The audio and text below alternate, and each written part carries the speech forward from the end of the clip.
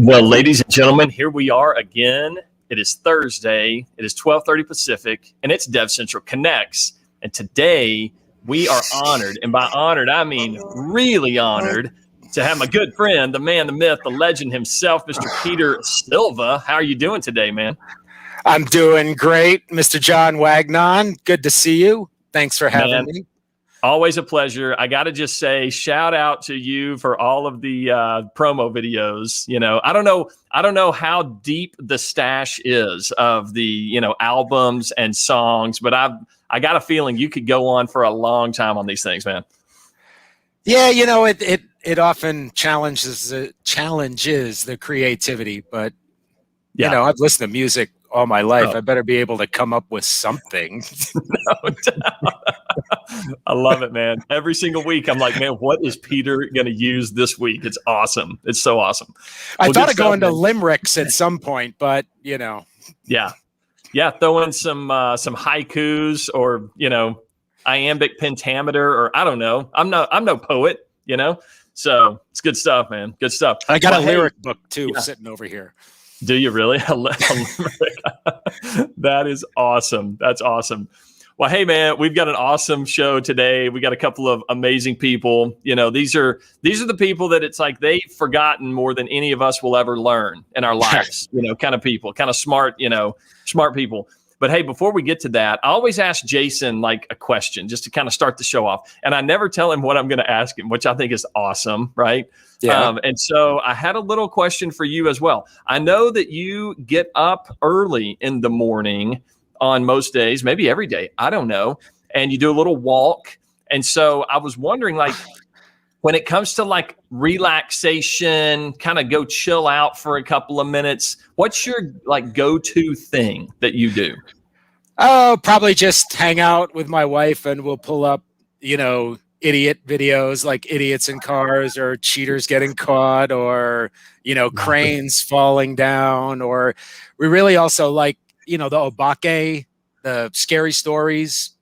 Oh, yeah. Those kinds, the creepypasta kind of stuff. So Okay. Who knew, man? Scary story calms you down a little bit, but that's okay. Stories. It's stories. It's a story. Everybody loves a good story, right? So that's super cool, man. Super cool. No, and I think it's great, that you get up early, kind of start the day, get a walk in. It's fantastic. Good stuff. Well, just as a kid, it was one of those things when I was a kid, I had my room was in the basement and it would be, 5:30, 6 o'clock. And my mom would literally yell down or come down, if the sun is up, get up. Get yourself out of bed. That's that's the DevCentral version, right? So I got up early a lot as a kid, and now as an adult, even if I wanted to sleep in, my natural rhythm just gets me up at the time, and there it is. What it is. There it is. The best time of the day from like 5 a.m. till 7 a.m. That's for sure. That's perfect, man. That's perfect. And especially like these days, we're in the middle of summer, so the sun is coming up, you get that day, you get that sunrise. That's awesome. It's awesome. Good stuff, man. All right. Well, yeah. So, hey, it's good to know like what chills people out. So some people like a walk. Some people like to watch cranes falling on other people, whatever, to each his own. Right. So it's all good. Well, hey, I get my meditation, my prayers, and kind of prepare for the day. The physical, mental, and spiritual health all wrapped up into one. Put it all together, man. It's all important. It's the whole person concept, right? Good to go. Hey, I'll pop this up here from our good friend, our fellow teammate Leslie. She says sunrise and cooler temperatures. That's true, right? So it's not, the day hasn't had a chance to get crazy hot at 5 a.m., right? No, and it says 105 right now here in LA County. Wow. So. And that's Fahrenheit, which is still crazy hot. I guess if that were Celsius, that'd be a different ball game. But 105 is no joke. So good stuff, man. Well, awesome. Well, hey, so today we are going to talk about threat research, analysis, all that kind of stuff. And like I said before, we've got two guys that are among the top minds in the world dare I say, the universe. Now we're heading to Mars. They could compete there as well. Wherever you put these guys, they're going to compete. So at a high level. All right. So we've got Mr. Wade Baker and Mr. Ray Pompon. So without any further ado, as they say, let's bring these guys on and start talking about threat research.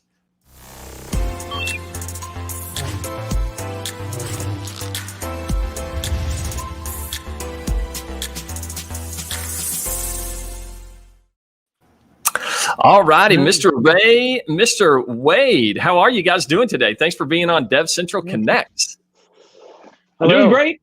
Appreciate it. Awesome, I too man. like the crane videos too, I'm afraid.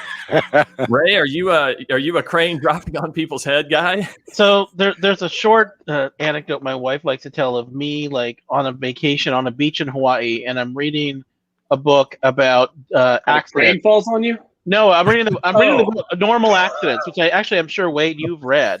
And Normal Accidents, the cover is like the space shuttle blowing up, and it's like that's beach reading. It's like, ooh, disasters. Crazy, Are the crane videos a series? Like, is this a thing? I'm unfamiliar with it. Is this that was a random example, or is this like a? It's just like large equipment going bad, large equipment disasters. Just I got you. Those are some of those weird corners of the internet that some of us don't get to every day. Actually, honestly, a lot of them are cranes trying to put these boats into the water, like, bringing a boat in, and it gets to or bringing heavy equipment down into a hole during construction, and they just get to that tipping point where they can't hold it anymore, and then everything goes in. And the best one is, and then there's a crane trying to pull that crane out, and then that crane goes in too. Yep. At some point, you just got to cut your losses and be like, this is going to be the graveyard for these cranes, and let's move on with our life. I don't know. So that's crazy. I feel like there's going to spawn out of this, this YouTube broadcast, some searches for cranes falling over and crushing things, So anyway, whatever it takes, right? Awesome, man. Well, hey guys, thanks again for being here. We wanted to talk about threat research and like what it is and how you do it and all that stuff. And Wade, maybe we'll start with you. So you are with Cyentia, co-founder, by the way. So thanks for that. That's awesome. So we wanted to hear from you and just maybe the origin story of Cyentia and how it came about and maybe some of the general ideas of what you do over there. Sure thing.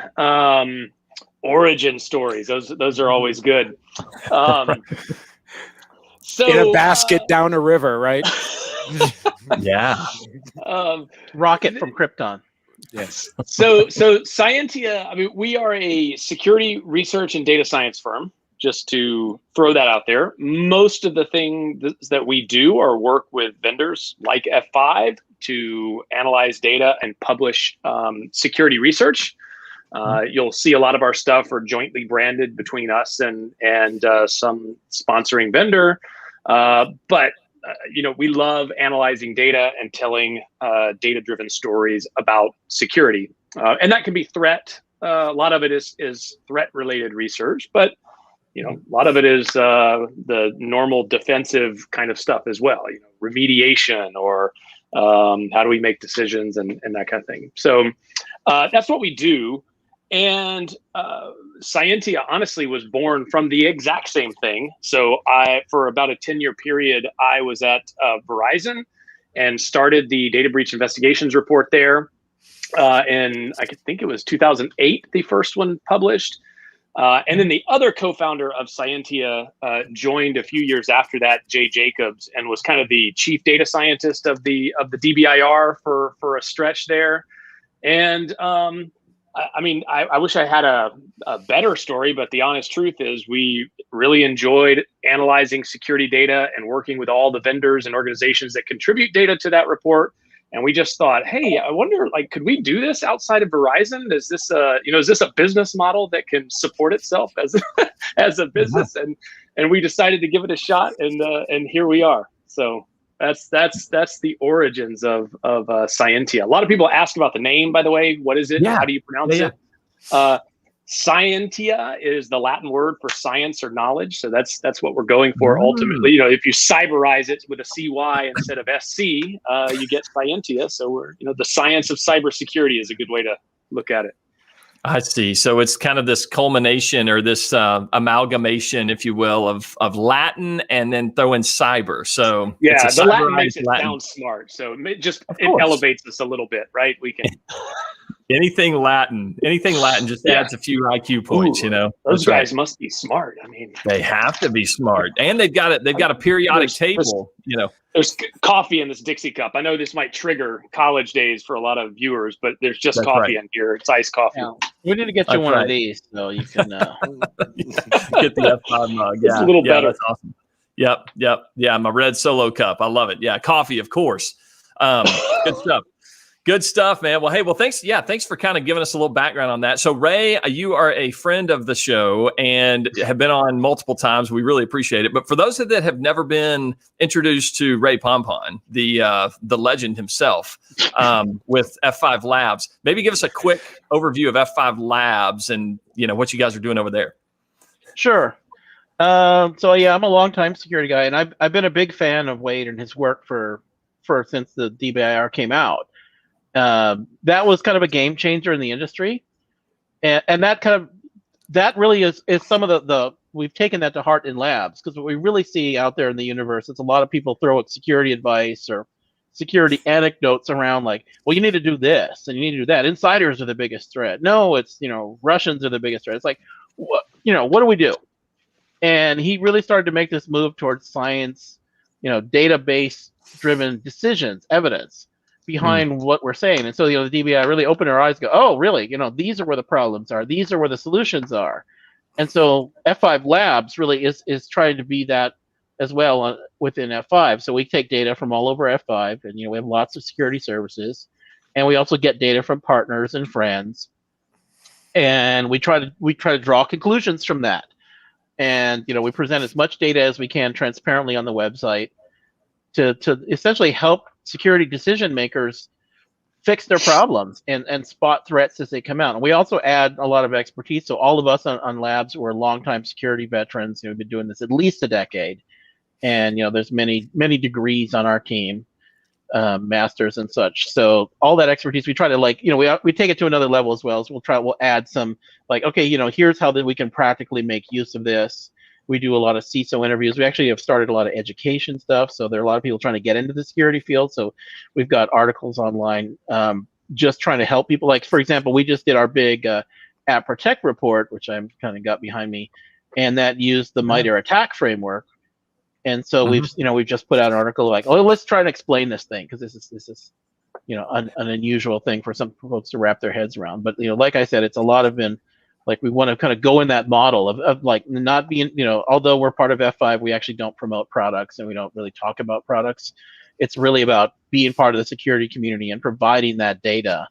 And that's why we've collaborated with Cyentia a few times, kind of like a more of a muted tone. They've actually helped us in the analysis of that report. So this was really, an awesome chance to really go together on something and do something really cool.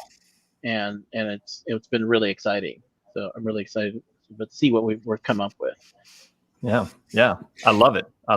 Go ahead, Pete. Wade. You were going to say something. Yeah, and Wade, a lot of people who enter into the security industry or are looking, to make a career out of it, they often go, the IT route. Start off like maybe a network engineer, application dev, and then they kind of learn security, or they try the red team, blue team stuff. And a lot of that, though, is more kind of the actual doing of, where yours is more really looking at the results of breaches, vulnerabilities, and things that are out there to then come to some conclusion. So was there a trigger or something that did you do some of that time in the back rooms of IT, and then you were like, there's got to be more to this, or you saw some data and was like, I got to tell a story about this data and what it means. So what was that point where you decided, hey, research is the way to go? That's a really good question, and I feel like kind of part and parcel to my career, at least, which I think is fairly unusual. I mean, I had a pretty traditional start. In fact, exactly the one that you just described. I was in IT, network administration, and system administration at a university, and sorry, I don't know if I can mention this, but they ran a Cisco networking academy and did professional training on the side and stuff like that. So We're partners. I was doing some of that as well. And they said, hey, who wants to go get the security training? And this was like, I don't know, 2000-ish or something like that. And then, so that was training on a firewall. And I volunteered for it, and I just liked security and started specializing more and more after that. Now, the research side came in. I was at a university doing network administration, system administration, and teaching, and I thought, hey, to make any money in a university, I need to go get my PhD so that I can be a full, legit professor and do a career out of this thing. So I showed up, and all of a sudden I brought in all my IT and sort of technical security stuff. And they said, no, you need a theoretical something to do your dissertation on. And I ended up reading this dissertation from somebody at Stanford. And the title of the dissertation was How Much is Enough? And it was talking about security and just how in the world you decide how much is enough security? Like, what even does that mean? And what would you need to know in order to know if you were good enough? And how would you measure that and all of those kinds of things? And it really just opened my mind to security being a risk problem and a data problem. And so from about that time on, I started collecting every bit of data that I could find related to security and studying it and trying to figure out what it taught about any aspect that I could. That eventually led into things like the DBIR, where I heard an incident response person talking and sharing war stories. And I said, do y'all collect that data after every investigation? And they said, no, we just I can tell you what's up and what's down, but we don't do anything formal. And I said, I'll do that. I'll trawl through all of the hundreds of case reports and pull out stats. It's going to be excruciating, but at the end of it, maybe we'll have something valuable. And I mean, that was like the genesis of the Verizon breach report. But it's just stuff like that. I enjoy myself learning something about security. Usually that comes from studying some element of data, and a light bulb goes off, and hopefully it's good for us as an industry too to get that out there. Yeah. That's awesome, Wade. I appreciate you sharing that, because, as I listen to that, I think there's a lot of people, and Ray, you even mentioned this too, that say, hey, I've heard this, or I'm pretty sure this is the way the world works, or, I've heard it said that I've got to do it this way. But the question is, all right, rather than the Twitter, experts out there, then let's look at the data. What does the data show? Because that's, it's not going to lie to us, right? But Wade, to your point, you had to go through all that hard work to extract the data, which I can only suspect the reason that no one had done that before is because it's hard work, right? It is, and it's messy. And anytime you're interacting with data, it's messy. But over time, the secret of the business. Yeah, the data is really messy. Every time I bring somebody new into labs, and I'm going through this with our new interns this year, is they're really learning even the stuff that comes out of these security devices is just a mess. And it's always biased in some way or another. You've got to figure out that bias and kind of maybe either declare it or compensate. Yeah. And it's fun, but it's not like, oh, we get this data and it's all perfectly formatted. We just import it into our R or our AWS models, and the answers come right out. It's no, that's the hard part. That is the actual work. It looks good when it's all done, but it's messy to get there. Well, I appreciate the structured approach, because it's important, I think, to get that process correct, to extract the data properly, so that you do have meaningful results at the end. So it's not just a pretty chart that has a line that goes this way or whatever. It's no, there's good methodology behind that. There's solid research. There's good approach, all that. So Wade, I can only imagine you dug into a lot of how do you do that stuff, right? Absolutely. And like I said, it's a long time. I enjoy it, and that's what I think is one of the cool things about just the security industry overall is it's large enough now and diverse enough where you can kind of mix pieces of things that you enjoy and come out with a job description that will probably work. And for me, I really enjoy that data storytelling and risk assessment and research angle. So I feel fortunate to be able to participate. And I will add that I know we're going to chat about some research that we've done with you all, and I guess I'll take an opportunity to go over that because it's a microcosm of this issue that we've talked about. So F5 was interested in looking at all kinds of published reports out there and seeing, comprehensively across all of this, what are the trends, what are the findings, in the realm of application security oriented threats. Plug the Cyentia library because I think that's a cool resource. I was going to, and that's so we at Cyentia we have our own original published research. You can find this at cyentia.com/research. That's all of our material. But if you just search for Cyentia Research Library, you will find a collection of thousands of published reports from across the industry. F5 reports are in there, ours are in there, lots of others. And the reason we did that is because, if you think about it, like our industry puts out a phenomenal amount of information in the form of those reports. And some people read them and they go into a black hole after a while, and it's hard to dredge them up. But if you want to ask a question, what's the latest in application security? Then you kind of have this. Okay, do I go read one report, or do I read a bunch of them, or how do I get this comprehensive picture of what's going on there? And the Cyentia Research Library is a free tool. We've curated all of them. There's some searching that you can do. You can search for application security or other terms like that, and it will recommend reports that hit on the topics that you are interested in. And the point is to get that literature out there to help people find what they want, what they need. But it's challenging, so we endeavored to answer this question with F5 about what's out there about application security.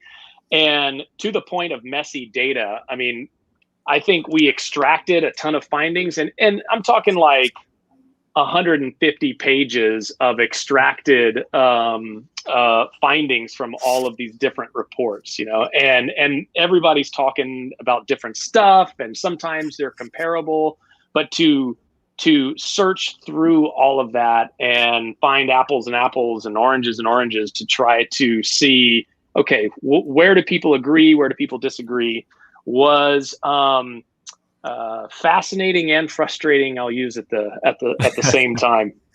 Right. I can only imagine. Yeah. Man, yeah, to try to get anyone to agree on something or all that, and just extract all that. What a massive undertaking. But hey, we appreciate you doing it. So maybe with that, then maybe we can get into this report, this so-so report. And for those that are not familiar with the so-so, I'm not using that as an adjective to say the report was just so-so, right? It works though. but rather, it is an extremely amazing report. So maybe tell us what's the name all about? First of all, so-so, and then we'll dig into some of the details. So we've always joked about doing a state of security, because you have all these things that someone will publish the state of whatever it is in security, right?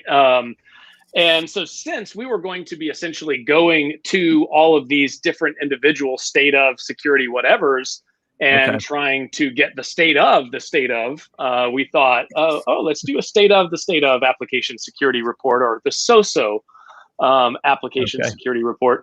So that's where so-so came in. But when we all was said and done, so-so I think is pretty indicative of some of the findings. Like some of them are kind of like, I was hoping for more, but we'll talk about some of those. By the way, this report is not out right this moment, but it is coming out soon. So you're seeing it before anybody else here. So congrats for joining the show. This is the sneak peek. This is why you dial. This is why you dial in, right, people? Right. Come on. I love it. Well, so yes, so the state of. I just have to admit, as soon as I think about that, I think, all right, I'm kind of a couple of layers deep. Did you ever see that movie Inception with Leonardo DiCaprio with like the layers of rings? Deeper. Yeah. I'm like, how many? Can we go for the trifecta? The state of, whatever. I know. We're good. We can do it's that. All good. Well, good stuff, man. That's good the stuff. next one. That's coming up. That's the sequel, right? Good deal. Well, hey, if you guys don't mind, Ray and Wade, maybe I'll pop up a couple of graphics here that are from the report. This is the sneak peek, and we can kind of go through and just kind of talk through some of these. So let me pop this up. And this one right here is a measure of incidents, like percentages of the incidents that you found versus the total loss in money, and then who it's attributed to there in the middle, right? Is that kind of what we're looking at here? Yeah, I'll set the stage on this one. So we started this report with kind of a large, what about application security risk can we measure? And there was just so much data out there. And it was so messy that we kind of had to tighten the aperture a little bit.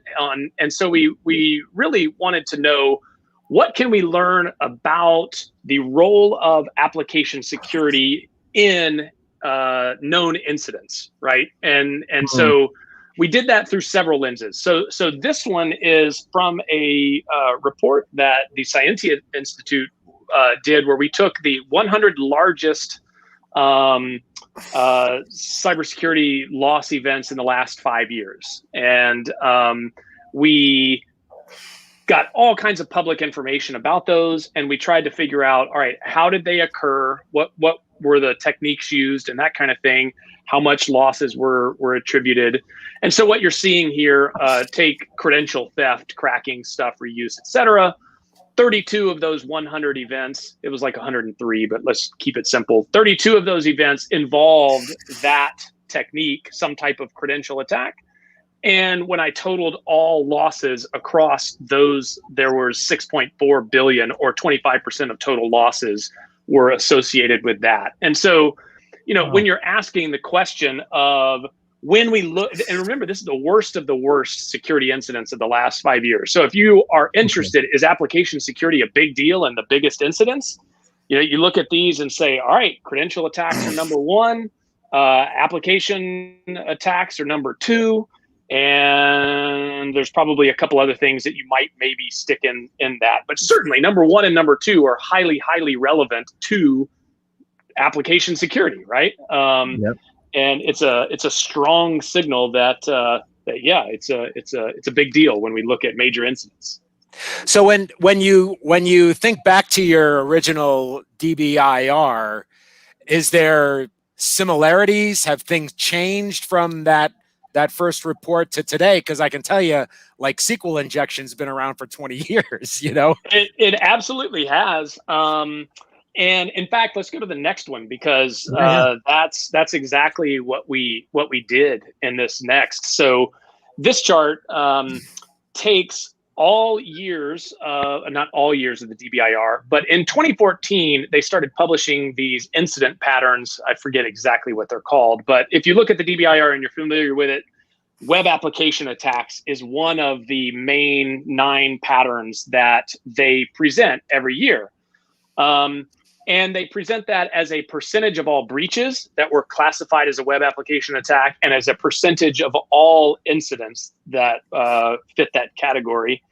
And we were, so if the previous slide is out of the 100 largest loss events of the last 5 years, the DBIR, I think, represents a large proportion of typical or known incidents that are shared into that report. This gives you are they a factor in known breaches and incidents? And Yeah, it's pretty consistent, actually. It's surprisingly consistent, maybe except 2015. I'm not sure what's going on there, but let's call it about a third, a quarter to a third of all breaches involve a web application attack. And, somewhere in the neighborhood of 5 to 15%-ish of all incidents. Again, it's a big deal.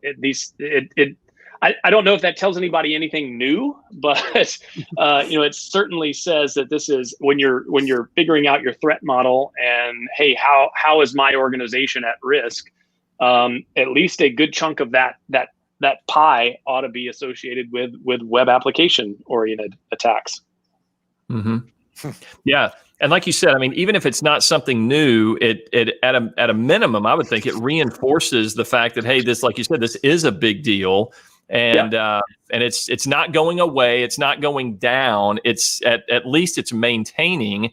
And so we need to keep we need to maintain our emphasis, our focus on that, right? So absolutely. Yeah. And, so I mean, that's good. Are you able then also to dig a little deeper? Like, I just lost my train of thought, but come back in a sec. I just had something. Yeah. Peter, here's what I always say, Pete. If it belonged to you, if that thought belonged to you, it will return. It will come back home. Oh no! So like when you say web app, it just came back. How's that? It was yours. When you talk about the web applications, is there any indication that it goes even? Is it like the simple stuff? Is it just like patching and vulnerability management and those kinds of things, the things we've been preaching for years? A lot of it is. Yeah, a lot of it is. And I think some of that in the next couple slides. So we started looking at John, if you can pop to the next one. There we go.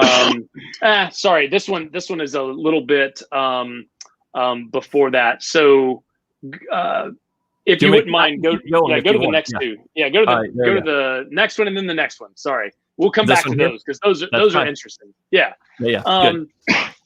This one is an example of where we were trying to answer, Pete, that question of, all right, we know web application attacks writ large are an issue, but what do we mean by that? What specifically is going on underneath that?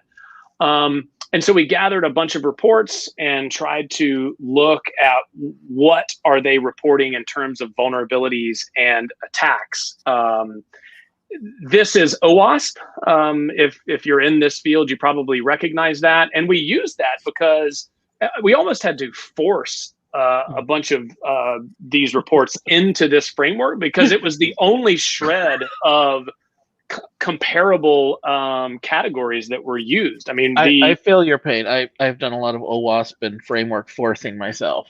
it really was difficult. And I don't know if that's because everybody wants to use kind of their own terms for these vulnerabilities and attacks, and they're also seeing different parts of it. That's another thing. But we kind of tried to shove it all into this with some success and some not so much success. But then the other interesting thing I thought on this was that what you see here, the range, is from the lowest reported proportion to the top. So what this is essentially saying is that when we look at A1, some source said that 7.8% of what they saw fit in the category of injection type vulnerabilities or attacks. And then another source said 76%, tenfold more was that. Wow. And we just put this chart there, not because it's wonderful in terms of conveying information, but it conveys the messiness. Like, who do we believe? Do we believe the 7.8% source or do we believe the 76% source? Because that might lead me to a different decision, right? And you can see that similar ranges exist across all of this. And so you ask the question of, what's most common or number one? It's kind of hard to tell, isn't it? But I do love that you've actually quantified this, because I think a lot of us, before I was at labs, I was a security guy, and I'd be reading the DBIR, and I'd be like, wow. And then it'd be like, there's a lot of stuff here about how do I unpack this, but having to, be able to start to put numbers and graphs to even show the ambiguity, I think, is a useful thing to have to be able to say, like, okay, look, we don't see, we're all looking at different parts of the same elephant. Yeah. And I think that metaphor is particularly useful for this because, some of these sources are looking at vulnerabilities in the development process, right? Some of them are looking at scans to external facing infrastructure. Some of them are looking on internal devices, and you just get a different perception based on where your vantage point is. Yeah, and I'll touch on the other thing you said too, that people use their own frameworks or their own way of describing things, and we did that in labs because it was like we looked at the data and said this model that we created fits that data perfectly, but then we found that we had to we run into this problem is it's hard for people to actually compare this, and so that's why we moved to the MITRE ATT&CK framework, because it's like here's an industry standard that people can kind of understand, and I know people are using it within their threat intelligence and security teams to build defenses. So it's not the perfect fit, but at least it's something that people can use. And it's being used more and more. So now, John, if you can go back a couple slides, sure. This is on the ATT&CK framework. What we try to do here is same kind of question. Take a bunch of threat reports from the sources that you see above there. You're probably familiar with these reports that are put out. And they have begun more and more to report things in the ATT&CK framework, which is fantastic because a few years ago that they did not. It would have been very difficult to go through and figure out, all right, Mandiant's describing this and CrowdStrike's describing this. I think they're the same technique, but I'm not really sure, right?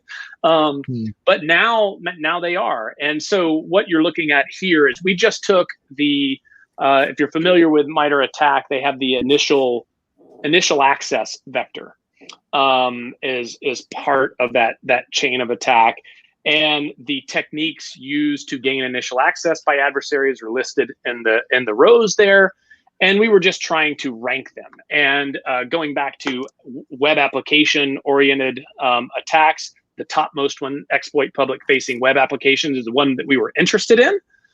So Mandiant said that was the #1 vector of intrusion for all the cases that they looked at. CrowdStrike put it at #2. McAfee put it at #1. So I think it's pretty interesting that that's #1 or #2 for all the sources that reported it. Now, take PwC. They didn't say that. I don't know whether that's because they have no way to see into application exploits, or if that just happened to not be among the cases that they investigated. So, and Red Canary is a good example of that. I think they're monitoring mainly endpoints, so it's probably after the point of intrusion, in the command and control and spreading around internal environment. So they're not seeing that. So it's still difficult to line things up, but you do, because they're using the same framework, you do begin to see something that I think are good takeaways around these kinds of threats. Yeah, I tell you, it's fascinating to kind of have you explain. I appreciate you explaining this chart because if you just kind of look at it with no context, it's a little bit different. Yeah, right. Yeah, exactly. But also to know, like what you said, like if I look at PwC, I know you mentioned that one, they only listed 3 anyway. So the fact that, exploit public facing application is not listed, well, they may not have looked at that, or Red Canary, like you mentioned. So, but yeah, you can totally take that. Look across that top exploit public facing application. That's either 1 or 2 kind of on pretty much everybody's list. So that tells you something. Yep. That's awesome. Yep, absolutely. That's awesome. Good to go. So as all this data, you're starting to kind of consolidate a lot of the, different data points, I should say, and organizations certainly have plenty of information to say, oh, this, to help secure them better, for lack of a better term. Yep. So what's the hindrance today? I think I read something you were writing, Ray, about it's not so much that they don't know what to do, it's that they haven't necessarily or potentially figured out how to do it. Would that be accurate? It is, and it's ironic because I'd say, Cyentia has actually taken a crack at some of that stuff. Because you look at the first one, exploit public-facing application. Patching is hard. There are thousands and thousands of patches that you need to apply. Your IT team could spend all their time just patching. And so, and Cyentia has some great research on how to prioritize that patching. Where you patch first. So, that's the kind of stuff that we're really interested in exploring. It's like, okay, we've got to get what the problem is. How can we get to the answers faster to get this stuff out there? Do you want to do like a 30-second on your patching thing? Yeah. In fact, I mean, let's go to that, because there is the kind of, okay, what threats are out there and what's most common, because that should inform which controls we put in place, where we focus our efforts and put our money and all of those kinds of things. At least ideally, I get it that when push comes to shove, that's not purely the way that we divide up our security dollars and efforts, but it'd be nice. So go a couple slides ahead, John. Let's do the next one. Not that one. We looked at that one, right? That one right there. We're here. Yeah. So this is stepping away from the world of just pure application security. It's an entirely different study, but we worked on this with Kenna, and So what you're looking at, and I was absolutely fascinated to see this chart in formation. I drew like a crayon version of this thing, saying I would love to produce this, and thankfully we had the data to be able to do it. But the blue line is how quickly essentially organizations remediate vulnerabilities across their environment. And patching is one of those things that, the advice is always, well, just patch it. And that's great. But, the reality is that when the patch becomes available, which is that dotted line right there, the blue line spikes up. People start working and patching their machines. But if you follow that line, they aren't halfway done until like a month in. A month later, they've patched half the vulnerabilities in their environment, and it starts rounding out and leveling off and taking longer and longer. And that is the reality of it, right? That's why there's never enough time to patch all the things, and we need to deal with that reality when we're making policies or setting processes for handling this. So that's the blue line. The red line is the opposite. This is the attacker perspective, and it's a completely different data set. It's exploits that are detected in the wild versus organizations. Comes from Fortinet in this particular data set. And it kind of shows attackers. The blue line's how quickly do defenders do their job. Red line is how quickly attackers do their job. And you can see they begin attacking a little bit before. They have kind of a head start, and they lift off the ground. And then the percentage, by the way, is the percentage of organizations that detected that exploit. So, they're moving across the target population is what you see that line. The fascinating thing here, is like attackers get the early lead, then defenders catch up and maintain momentum for a period of long time. And then they slow down and never quite finish everything. And then attackers kind of catch up and get the stragglers, is the story that chart tells me. And it's pretty interesting. I mean, on the one hand, it's a lot better than I thought it would be, honestly. I kind of expected the red line to always be above the blue line. But, there are times when defenders get good advantage. Yeah. They just take out like the stragglers, the slow ones in the herd, right? Yeah. And might be legacy systems. It might be corners of the network that aren't cared for or whatever. Lots of stuff gets overlooked. And that tends to be the kinds of things that get popped in the incidents that we all hear about. Yeah, and I tell you, we had a chance, it's been a few weeks ago, to talk to Sander Vinberg on the F5 Labs team there with Ray, and they had done a similar kind of thing with like what types of attackers tend to exploit vulnerabilities at that like T minus 3 months, before the patch, or even before the vulnerability is known at all. So this is like the 0 day is actually day 0 or day 1, whatever. And they've already been attacking for months or whatever. And those tend to be like the really highly skilled ones. And then as you cross over that 0 day, now everybody knows about it. Then that's where you get into your script kiddies and the guy in the basement and all that stuff. So I've found that fascinating as well. So it's like the population, I guess, the people doing the attacking kind of change. Is that Yep. fair to say?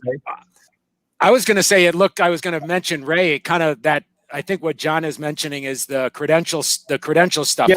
Yeah, So they got the credentials and they're kind of hoarding them and trying it themselves and maybe leaking it out to a few pals. And then once the organization realizes their, credentials are toast, that's when everybody just, unloads on them. Feeding frenzy. Yeah, and similar thing happens with exploits as well. I mean, they find a 0 day, they take care of it, and then at some point it gets out, and I mean, honestly, they start selling it.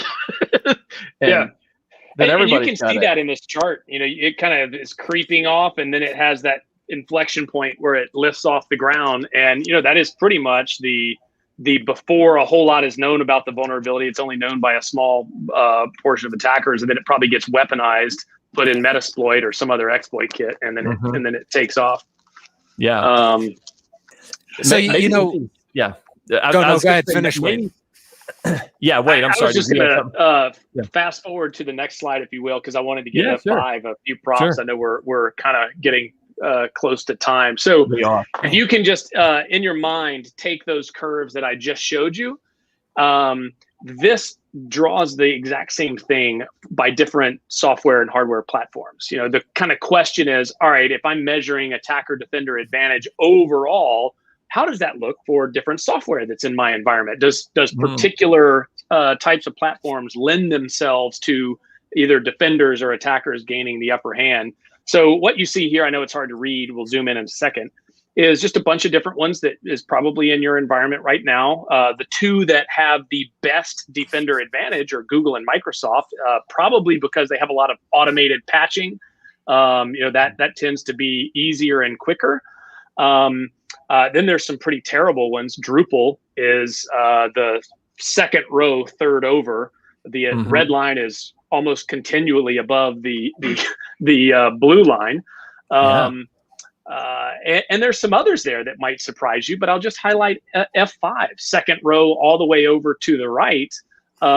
Good and sustained defender advantage. And in fact, the little number up at the top of this is the measure of defender advantage, and it's right up there, top 5 of all the things that you see here. And I think you can zoom into it a little bit, John, but congratulations to enabling your customers to stay ahead of the attackers. I mean, that's a good looking curve, right? It's right when the patch comes available, people start doing their job, and they tend to get it done, and the attackers don't catch up. So I don't know. Maybe you ought to tell everybody what your special sauce is there. We're nuts about our customers. That's right. Customer obsessed. I will say this, man. Shout out to the security incident response team, the CERT here at F5, and they do a great job. In fact, I'm gonna go ahead and come back to just the 4 of us now. That was the last slide we had. But yeah, man, they do a great job of educating the customers to say, hey, this is exactly what happened, and this is what you need to do. So whether it's an upgrade or an update on software, or if there's remediation, like, hey, you need to, don't publicly expose your, traffic management interface or whatever. That's always kind of a big one at F5. But, stuff like that it's like, hey, you can do these things before you even update. They do a great job. So, good work. That's awesome. With many of these breaches, you often, the company will try to, a highly sophisticated attack from a nation state, or a criminal enterprise that is evading the long arm of the law. Are those the types of folks that you see making these sorts of attacks? Is it the criminal gangs and nation states, or is it, kind of this hodgepodge of a bunch of different folks just trying to make a buck? I mean, it is certainly a hodgepodge. Any data set I've ever looked at, organized criminals, just sort of the run-of-the-mill cyber criminals, are far and away the most common in terms of causing all of these things, and it makes sense. I don't think that's unlike normal crime, right? But I will say that that study we talked about at the very beginning, when I took the 100 largest loss events of the last 5 years,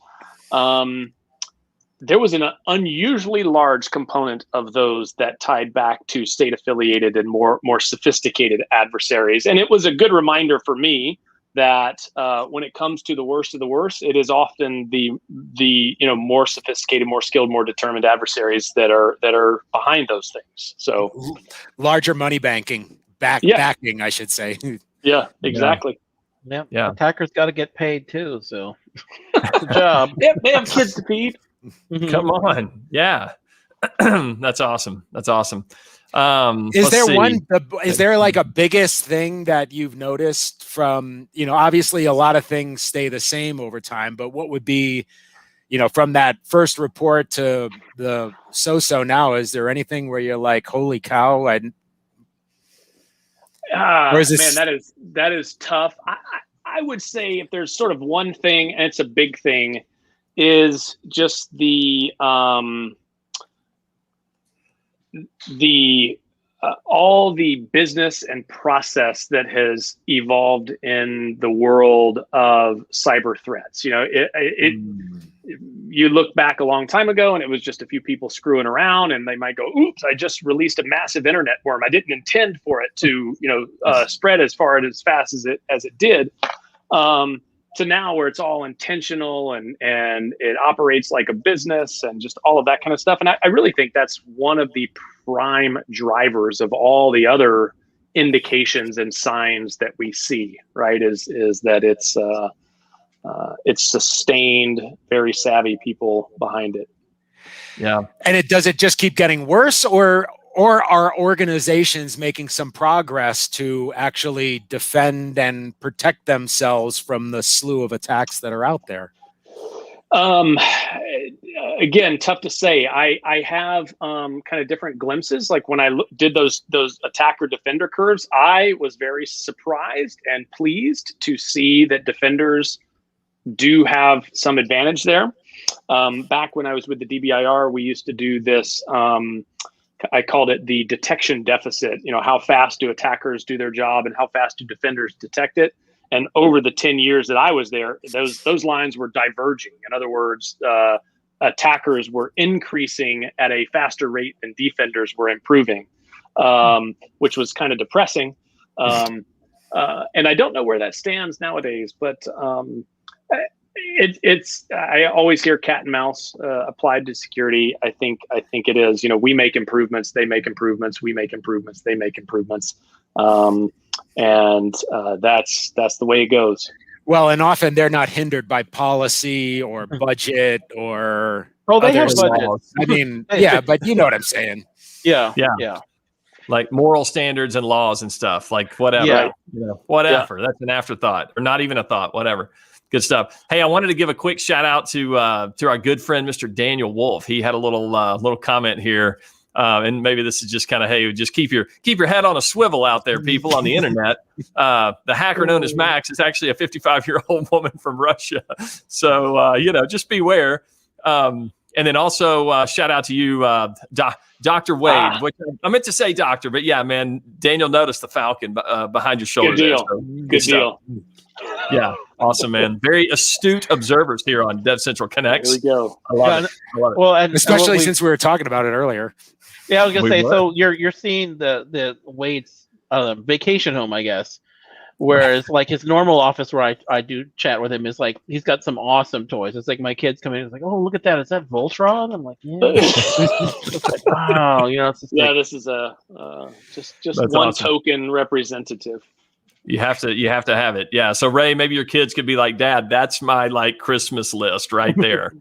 Just done. Just give Behind me that. this green screen, I actually have a Lego Falcon as well that I keep up high to keep away from the kids. But Nice. That's awesome, man. That's awesome.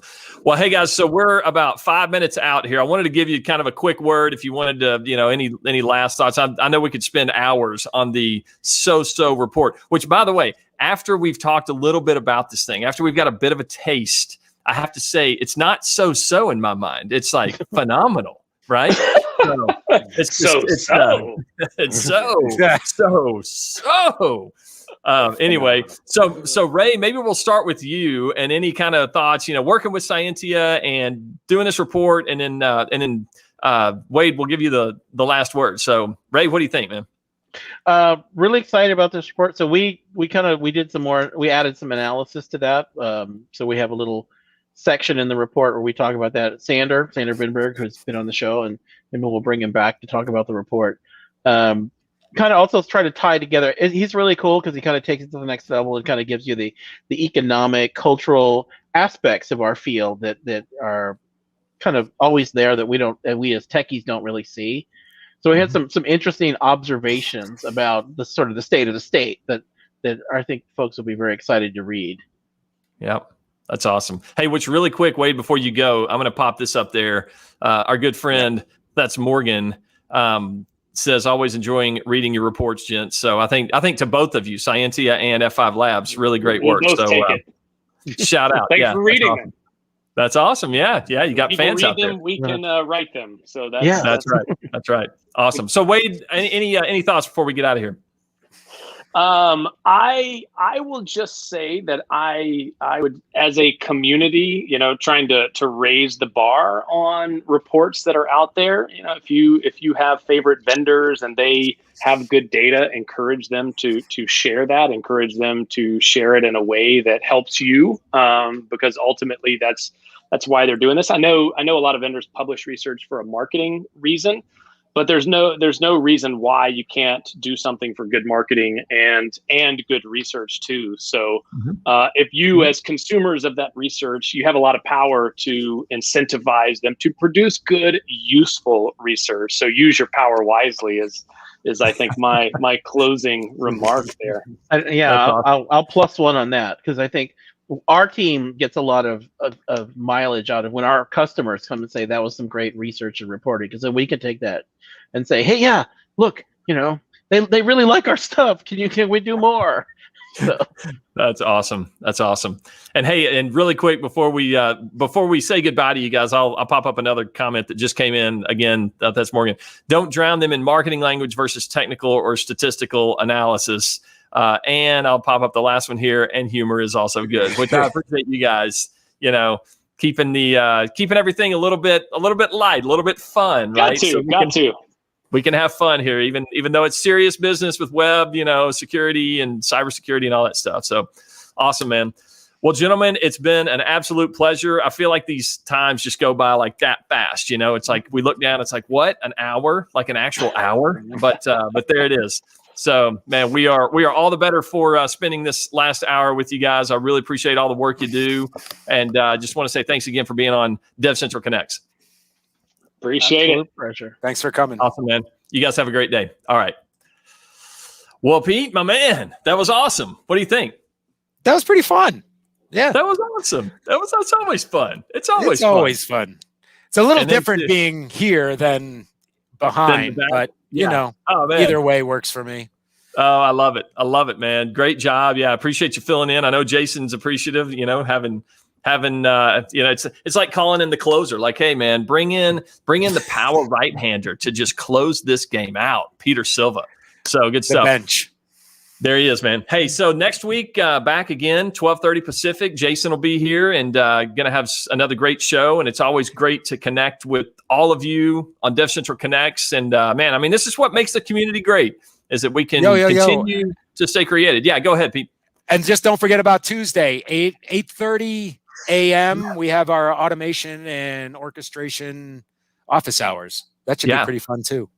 Yeah. Those of you who don't like to automate, at least you can orchestrate, or you can do both. You can automate and orchestrate, right? Yeah. So anyway, good stuff. No, so that's open office hours. That's just kind of a come in and chat with, with a lot of the great experts here at F5 and ask all your automation and orchestration questions. So be a lot of fun, man. That's Tuesday, like you said, 8:30 a.m. Pacific. So well after Peter Silva gets out of bed, by the way, and does his walk and the whole thing. I mean, Peter's halfway done. Peter's done more by 8:30 a.m. than most of you people do the whole day long, right? So way to go, Pete. Good stuff, man. Well, Pete, it's been a pleasure, my friend. So we'll look Thanks forward to for having me, John. Right? Awesome, Yep. man. Well, hey, to all Absolutely. of you out there. And thanks to Wade and Ray, too. Thanks to Wade and Ray. Everyone have a great DevCentral day. We'll see you next time.